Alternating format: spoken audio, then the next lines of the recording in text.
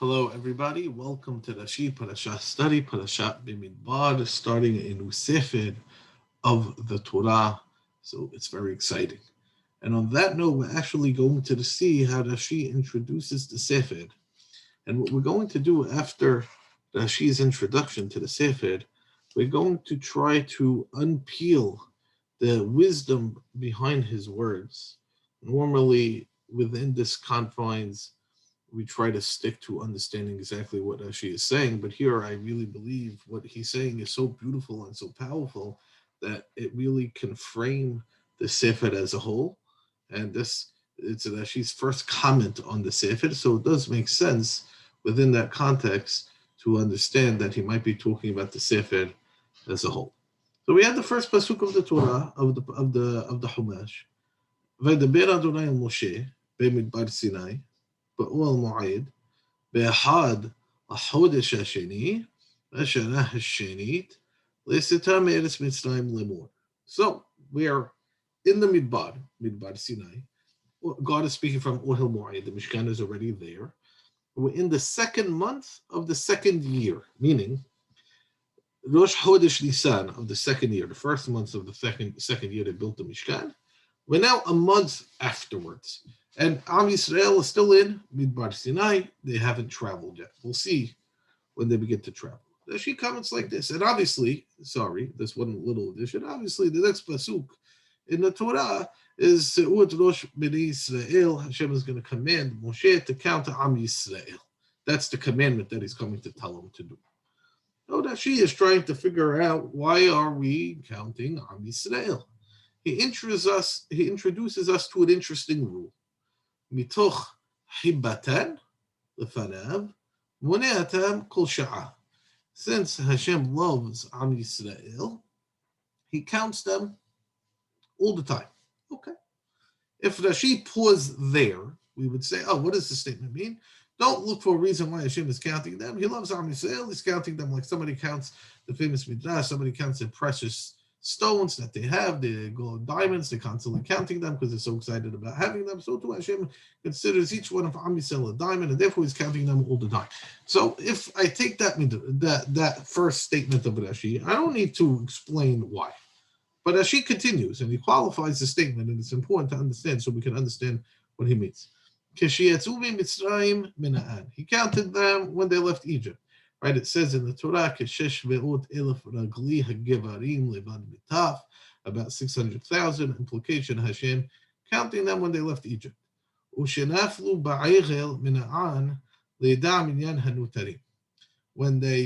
died in the Egel, Hashem counted them again in order to know how many more remained. Right? That's how Rashi explains the counting at the beginning of Parashat Kitisa. Even though Het HaEgel is actually mentioned afterwards, so that she is telling you it's not in order. Het HaEgel really happened before the commandment to count Am Yisrael, Parashat Kitisa, what we read on Shabbat Shekalim. That reading is to count how many Jews remain after Het HaEgel. And then she comments and says, when he wants to place the Shekhinah Aleihim, he counts them. And Rashi continues and comments, so there should really be a comma instead of a period there. Behad b'Nisan ukama Mishkan. The Mishkan was created on the first of Nisan. Behad be'Iyad, 30 days later, Mina'am. Meaning, Rashi is telling you that this counting is really connected to what we saw in Sefer Vayikra, right? The Sefer Vayikra, we saw the completion of the Mishkan, B'Yom HaShemini, that Had b'Nisan ukama Mishkan. And this counting is because God is coming to place the Shekhinah amongst them, so he's counting them. That the counting is coming a month afterwards, not right away. Okay, fine. Why exactly? Okay, it took time. They set up the Mishkan. They didn't have time. They were too busy. Keep in mind, Moshe has to count them, not Hashem. And therefore, Moshe had other stuff to do to set up the Mishkan. Okay, now Hashem is ready to count Am Yisrael. So why does Rashi need to give us the three examples? Meaning, he's telling us that original statement, is not that Hashem counts them randomly, meaning at any kol sha'ah, meaning any occasion that's occurring, Hashem is counting Am Yisrael. It's not like a random thing. No, there's a reason why he counts them when he does. When something significant happens, that's really how we should explain the words kol sha'ah at any time. when there's a significant event that happens, Hashem wants to make sure that He's including all of Am Yisrael. How many Jews am I taking out of Egypt? How many Jews do I have remaining? And how many Jews am I coming to be Shoreh, my Shekhinah amongst, coming to dwell my Shekhinah amongst them? This Rashi, this idea that the beginning of Sefer Bemidbar is introduced with a counting that Hashem is coming to dwell amongst Am Yisrael, can help us frame all of Sefer Bemidbar. Right, so this is where we might be expanding Rashi to something he didn't exactly say, but I think it's fine. I think, and I want to explain what I mean by showing you the problem with Sefer Bemidbar. Famously, Sefer Bemidbar is not chronological. How do we know? In Perek Tet Pasuk Aleph of Sefer Bemidbar, look at the following statement: "Vaydaber Adonai el Moshe Bemidbar Sinai." Okay, Bashana Shenit le'Seta me'Eretz Mitzrayim. Fine. B'Chodesh Harishon lemor. It's the second year, first month, and He's commanding them to do the mitzvah Pesach. That's the continuation there. So we have to pause and say, wait a minute. Perek Tet is second year, first month. Perek Aleph Pasuk Aleph is second year, second month. What's happening? Why is the Torah placing the Sefer Bemidbar out of order chronologically? And more so, if you're placing out of order chronologically, I really have to answer why this is first. Now, Rashi and Perek Tet will tell you why the Torah doesn't want to open up with Chodesh Harishon, because he talks about it as the only Pesach they did in the Midbar. Okay, fine. But now I have to answer the question, why does the Torah open up with the counting from the second month? And Rashi is telling us something about Hold that thought for a second. I just want to show you in Perek Yud, Pasuk Yud Aleph, Pasuk Yud Bet, this is actually the Am Yisrael traveling. Meaning, when did they first leave Har Sinai? In Sefer Bemidbar, Perek Yud, Pasuk Yud Aleph and Yud Bet, so you can see the date. V'hi b'shana hashadid, b'chodesh hashadid, b'esrim b'chodesh, na'alahi anan ma'al mishkan ha'idut.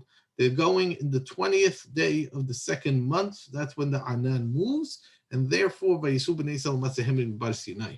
Okay, and that's when they start leaving Har Sinai. But keep that in mind, that 20 days after the counting, they start traveling. So you can definitely see that connection between that. Okay, so Sefer Bemidbar is not chronological. That's number one.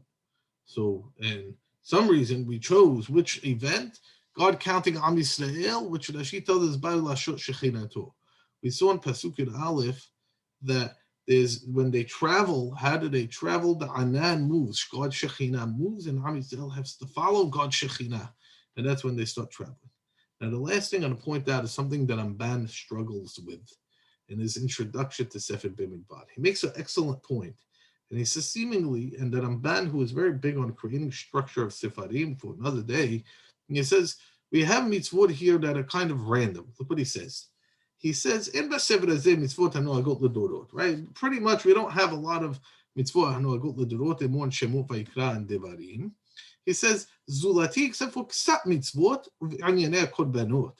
A couple of mitzvot, and a lot of them are somehow involved with korbanot. Now look what he says. Shehil behem b'Sefer Kohanim. They were mentioned a little bit in Sefer Vayikra, Sefer Kohanim. We didn't fully explain them there. Now they're getting fully explained to you. Very odd. Like, why would the Torah do this? And you can sense that Ramban is bothered by this. Like, yeah, I don't know, leftover mitzvot. What are we talking about, right? This is the God. You can't expand Sefer Vayikra to finish the mitzvot there. So it seems to be, and here's the suggestion, we have to read the whole book as the relationship of what happens when Hashem is Shoreh Shechinato amongst Am Yisrael. That's what Rashi is telling us in the first Rashi of the Sefer. This is whole Sefer, not just the counting, but if this is the counting that's placed out of order in the beginning of the Sefer, it means the whole Sefer is about the theme of God interacting with Am Yisrael, with the Shekhinah being present. All the events that occur have to do with the theme.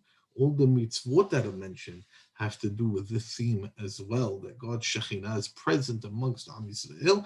And if you look really closely at the Pesukim, you can find that at the mitzvot, most of these mitzvot have to do with something to do with the Kedusha, the sanctity of the Mahane of Am Yisrael, which is being set up now in the beginning of the book. The counting leads directly to the setting up of the Mahane, and the Mahane is what has God's sanctity amongst it. So I think this is a very important idea, a very beautiful idea that she just introduces to us. And sometimes I think our role sometimes is to propel Rashi's idea forward in a greater sense and put it in a bigger perspective, even though Rashi may have not explicitly done so himself, but when he's making these comments at the beginning of the book, they're very important. So Sefer Bemidbar, about God's presence amongst Am Yisrael and how that plays out. And we see throughout the book, sometimes it plays out positively, and sometimes, unfortunately, it plays out negatively, and they get punished because God's Shekhinah is amongst them, and they're not behaving accordingly. And that's really what the book of Sefer Bemidbar is about, that she opens our eyes to in a beautiful way. And we'll see the rest of his comments on the book, Be'ezrat Hashem, as we continue forward. Shabbat Shalom and Hag Shavuot Sameach.